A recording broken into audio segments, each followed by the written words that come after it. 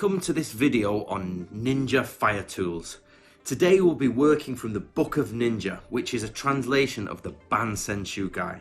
And again we'll be helped by the great art of Sekihitsu Shinobi, who has done some amazing images to help illuminate how the ninja used fire.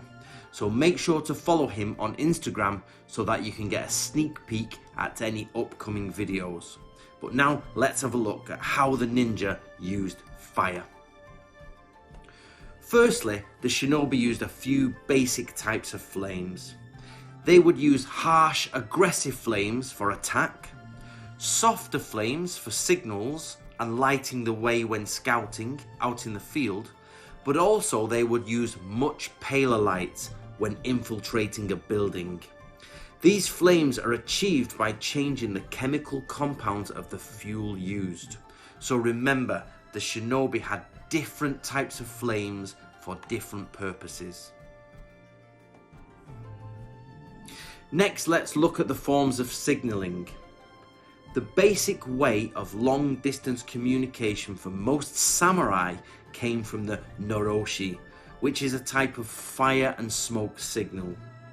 These can be large and open, or they can be tall and narrow. However, they were often confused with farmers' fires when clearing crops, so samurai had to be trained how to tell the difference between farmers burning crops, villages which were set on fire, and noroshi fire and smoke signals.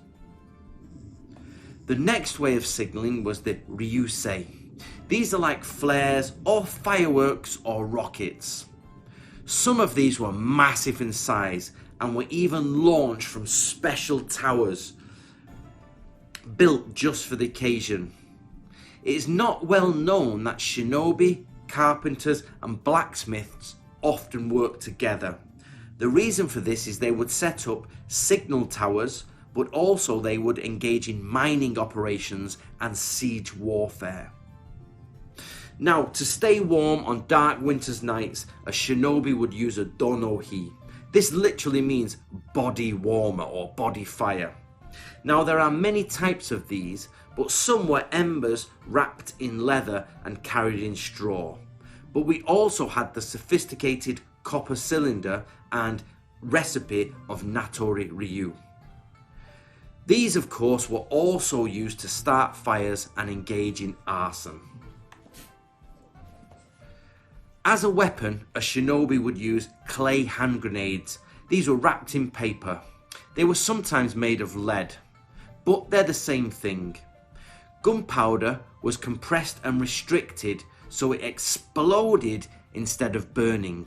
Of course, these were filled with small things that would become shrapnel in the air. Another type of attack weapon was the long dried grass. This was grass tied together and dipped in a flammable solution. It was spun above the head and then thrown onto thatch roofs and wooden buildings so that the shinobi could destroy enemy camps. As an emergency escape tool, sometimes fire was powdered down or thin small powder with thin ember, and it would be kept in a cylinder so that it could easily be pulled out and cast in the eyes of the enemy. This would give the shinobi chance to run away and escape. This, of course, is a variation on blinding powders.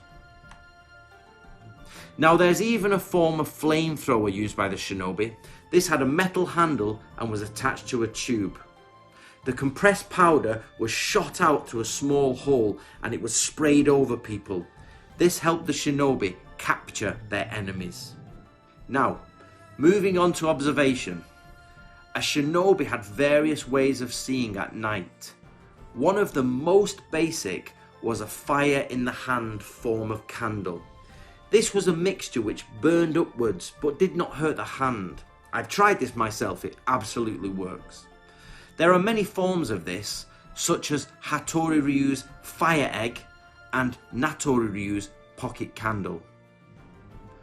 At the more sophisticated end of this type of tool was the Gando lantern. This is a gimbal system enclosed in a tube which was polished on the inside so that it reflected any light outwards.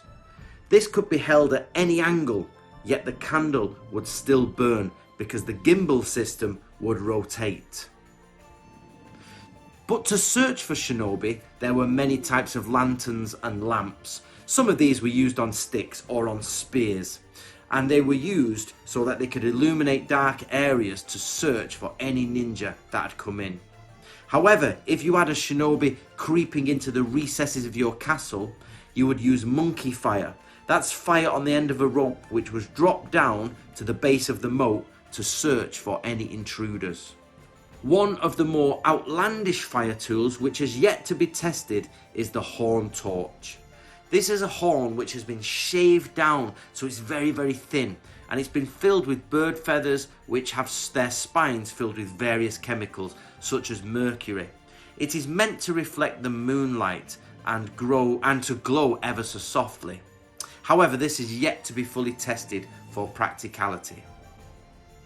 Now, there's also a specific type of attack torch. Now, this is used for illumination and to set fire to places. It is a torch with a nail on the end which has been weighted. This is to be thrown into the enemy area so that it stands upright and illuminates a certain area or sets fire to thatch. So let's finally move on to torches. These are the basic standard medieval lights of the ancient world. Most of these are just sections of wood tied together and constructed of various lengths. They can be small and held in the hand, or they can be long and used to reach up high and spread light all around. Some of them are windproof and even waterproof, and some can even be used underwater. Now, this has actually been tested in Japan and it works. However, not all torches are like this. In fact, a great many of them, especially from the Bansen Shukai, are actually a fuel mixture wrapped in paper or cloth and held in bamboo sections, so that ninja torches just look like a piece of bamboo with light coming out the end. Of course, as we said, they have various strengths. Finally, one of the most interesting torches is the upside down torch. This is fuel which is tightly compacted so it doesn't fall out, and it hangs around the neck so that the light is hidden. And when it is needed, the shinobi just lifts up the torch, blows on it and ignites the embers. Okay, that's a very brief overview of ninja fire tools.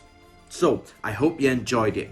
Don't forget to get yourself a copy of the Bansen Shukai Manual, the Book of Ninja, but more importantly, follow Sekihitsu Shinobi on Instagram and keep up to date. Remember, he puts up the art of these videos before the video goes up, so you'll get a sneak peek of what's going on. From me, Antony Cummins, I'm from Sekihitsu Shinobi. All the best. See you next video.